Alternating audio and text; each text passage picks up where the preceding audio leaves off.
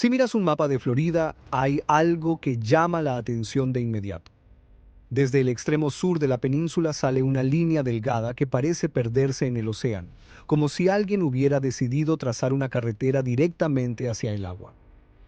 Esa línea es la carretera de ultramar, una vía que se extiende durante unos 190 kilómetros sobre el mar, conectando islas diminutas, puentes interminables y horizontes abiertos. A simple vista, parece una carretera que no lleva a ningún lado. Pero detrás de esa impresión hay una historia mucho más profunda, donde la geografía, la ambición humana y la tragedia se mezclan de una forma única. Para entender por qué Florida construyó una carretera así, primero hay que conocer el escenario. Los Cayos de Florida son un archipiélago en forma de media luna que se extiende desde el sureste de la península hacia el suroeste, curvándose suavemente hasta llegar a las remotas islas Dry Tortugas. No son islas volcánicas ni fragmentos de continentes separados por el mar. En realidad, son antiguos arrecifes de coral que, con el paso de millones de años, quedaron expuestos cuando el nivel del mar descendió. Esa es la razón por la que estas islas son tan bajas, tan planas y tan frágiles. Bajo tus pies no hay montañas ni roca sólida, sino piedra caliza porosa, formada por restos de corales y organismos marinos. En muchos puntos, la elevación apenas supera unos pocos metros sobre el nivel del mar. Esto convierte a los Cayos en un lugar tan bello como vulnerable. El océano Atlántico los rodea por el este con aguas profundas y abiertas, mientras que al oeste se extienden las aguas poco profundas y tranquilas del Golfo de México. Entre ambos mundos, estas islas parecen flotar. Durante siglos, esta geografía aisló a los Cayos del resto de Florida.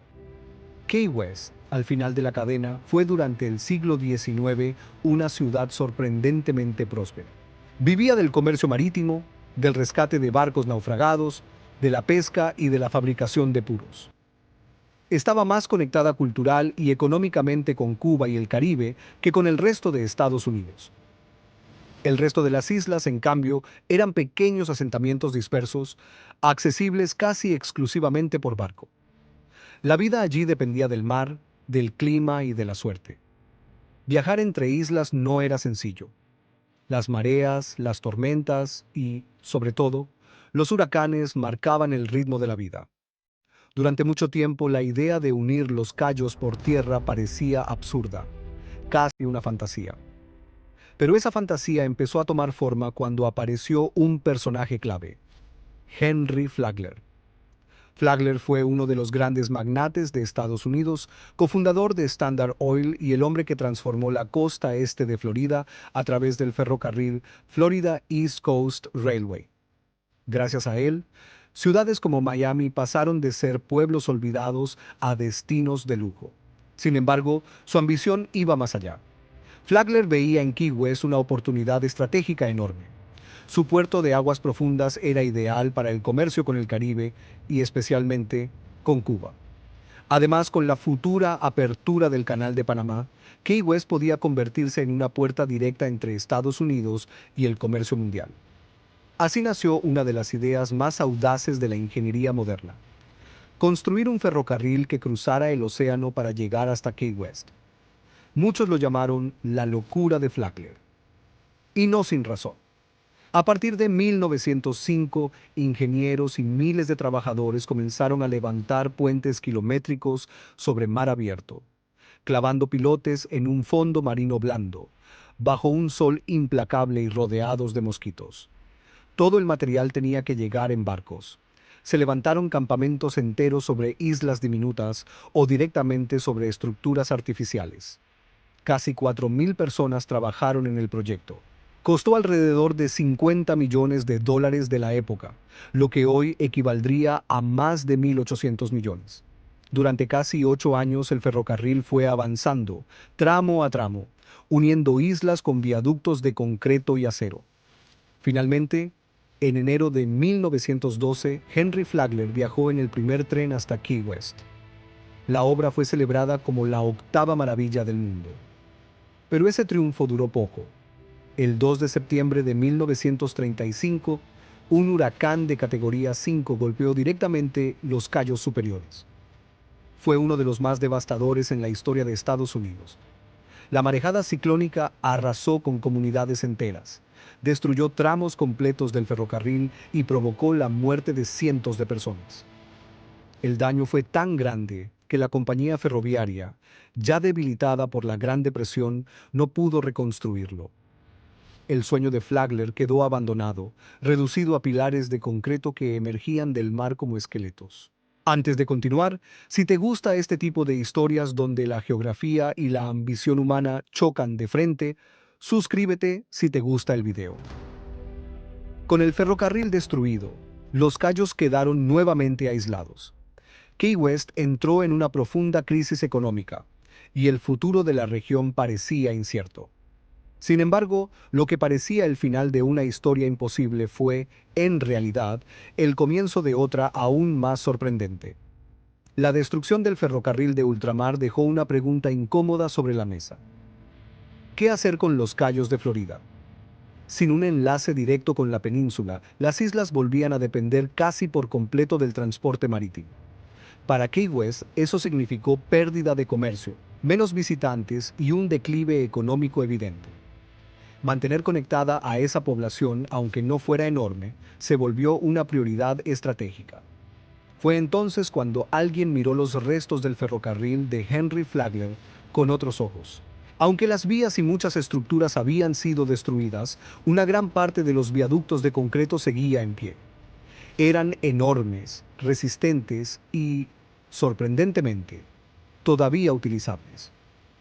En plena década de 1930, cuando Estados Unidos buscaba salir de la Gran Depresión a través de grandes obras públicas, apareció una idea lógica: reutilizar esas bases para construir una carretera. Había además un cambio clave en la forma de moverse. El ferrocarril, que había sido el rey del transporte durante décadas, estaba perdiendo protagonismo frente al automóvil. Las carreteras se convertían en el símbolo del progreso y el gobierno federal destinaba enormes fondos para su construcción.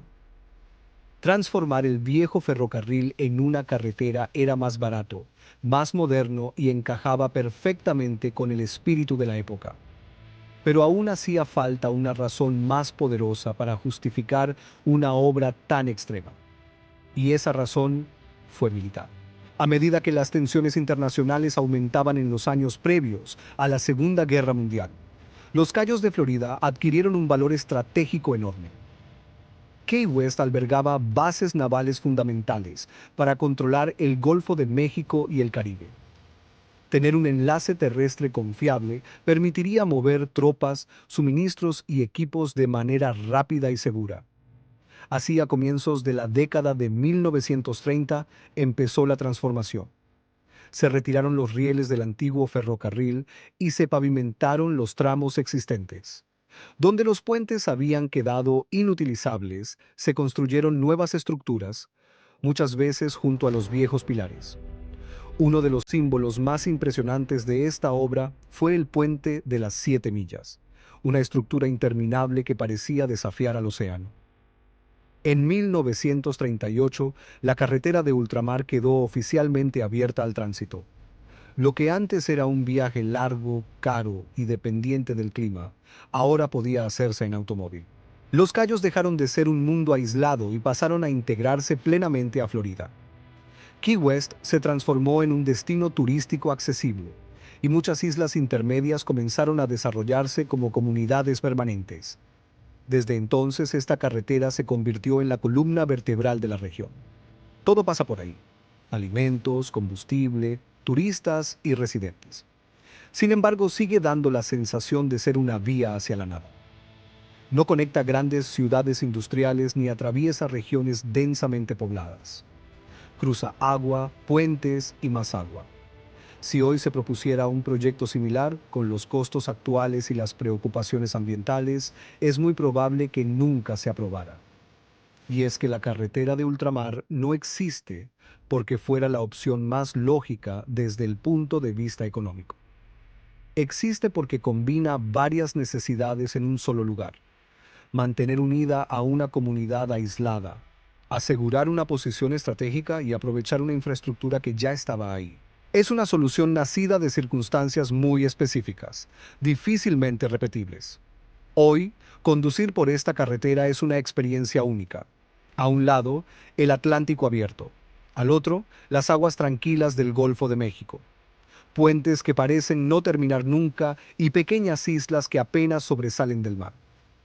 No es una carretera hacia la nada, es una carretera hacia la historia, hacia una región que desafió a la geografía y al océano para no quedar olvidada. Al final, la pregunta no es por qué Florida construyó una carretera que no lleva a ningún lado, sino por qué decidió no abandonar un lugar que, a pesar de todo, siempre fue importante. La carretera de ultramar es la prueba de que, a veces, las obras más extrañas solo pueden entenderse cuando miramos el mapa, la historia y las decisiones humanas al mismo tiempo. Si te gustó este viaje por uno de los proyectos más insólitos de la geografía moderna, suscríbete si te gustó el vídeo. Así podremos seguir explorando juntos carreteras imposibles, fronteras extrañas y los secretos que esconden los mapas.